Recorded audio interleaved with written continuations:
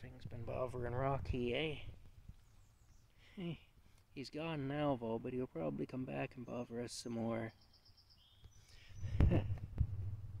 I don't want to kill him because he's a bee, and we need them to pollinate things.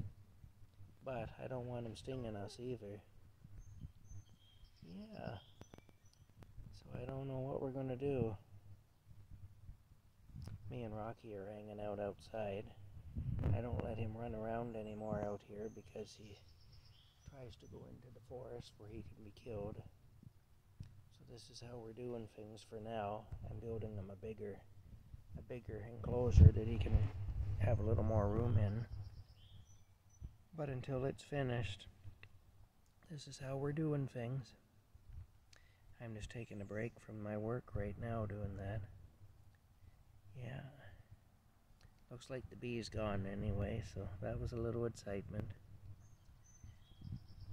Maybe it'll come back. It's been back a few times now. Talk later.